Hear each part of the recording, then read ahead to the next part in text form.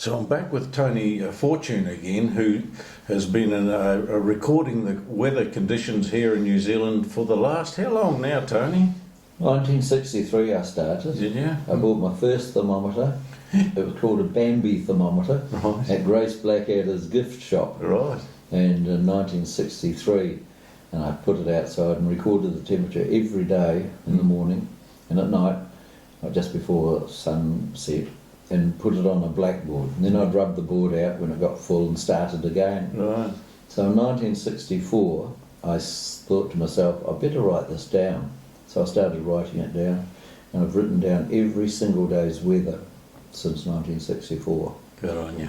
And you know, I take the weather, the highs and the lows, the grass temperature, the wind, speed and direction, the cloud cover, and all of that. I remember some spectacular weather events here of heavy snow. I think it was 61, 62, around that time. But do you remember other periods of intense snow, Tony? Well, 1961, I remember getting up in the morning, and and I remember Dad groaning as he was going off to work, and we thought, what's he moaning at? And we saw this snow falling, and the grass was just covered and no more. Right. By the end of that day, it was on June the 29th, 1961, and at the end of that day there was 6 inches of snow on the ground. And then I remember going to bed that night, and my mother must have been talking to me or something, tucking me in or something like that, that mothers do, and I was about 8 then, and we could hear water dripping and water running down the spouting. And I remember my mother saying all the snow will be gone tomorrow. Right. Well, the next day I woke up at 6 in the morning, looked outside, and I couldn't believe my eyes. I measured it, there was between 12 and 14 inches of snow on the ground. Yeah. And that was the biggest snowfall since 1939. And we had to wait. We've had snow in between times, but in 2012 we had a fall, and it was the most since that 1961 fall. We had 8 inches.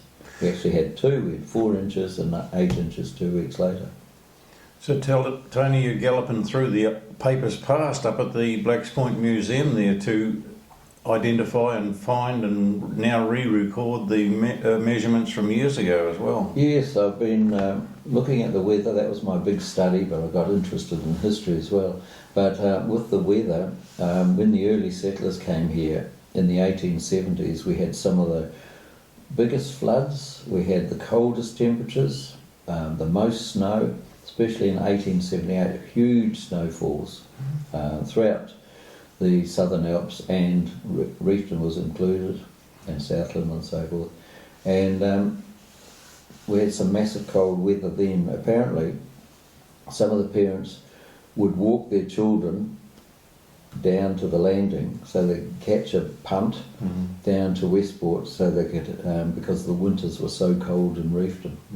And then 10 years later, the papers were saying that the winter was unprecedentedly warm, and buds were appearing on the trees in June and July, and they said there's been no snow all winter on the mountains, and yet spring came in those years and snow started to arrive. So I think weather is very cyclic. So the climate change perspective, is it changing, or as they all predict? Or Well, in my view, it is. And it isn't.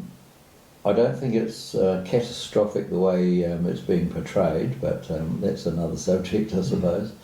But climate has warmed up since the early 1870s, and then we get into a warm spell, and then we get into a cold spell. 1930s apparently were cold again, and then between the 50s and the 60s we had a lot of snow periods in Reefton.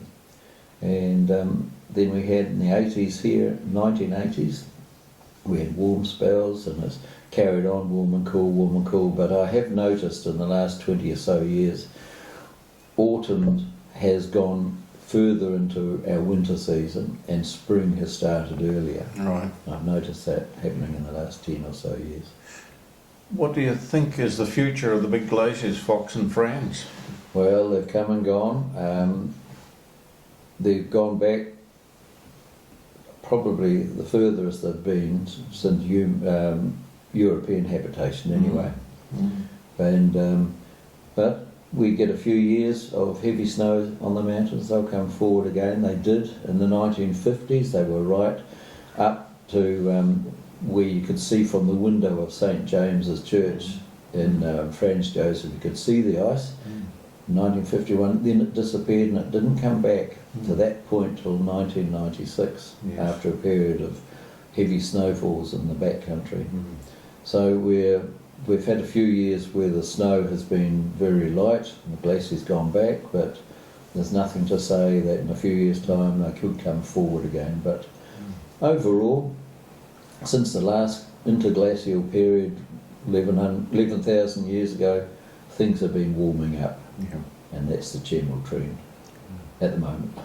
So the Met office is down here behind the area school there now, and that's where you do all your recordings, and you've got a computer that you wrap it all into, or is it done electronically now? Well, I do it. I still write it all down. I need somebody to... I've got loads and loads of records. I've got rainfall figures from 1930 actually. Somebody else gave me figures, and I got a lot of figures from the School of Mines that they kept. So I've got rainfall readings from 1930 in Reefton. I look after the weather station down there, and I've got my own little weather station at home as well. It's not an electronic one; it's a manual one. And that's the way I like to. You like to do it that way, Tony. But you feed into the national grid with your information. Sometimes I do, yeah. When we had the floods in Reefton in 1974, the river ran through the weather station, and it ruined the records, and they had to renew a lot of stuff. And I had my readings for that at the time. Well, thanks for going over that. And who's going to help you out, Tony, as you can't do it? Well, that's the story. I need to find somebody, a young person who's interested in the weather, like I am, and carry it on when I go.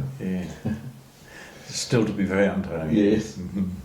Good. Well, thank you very much for going over that with me. That's okay. Pleasure.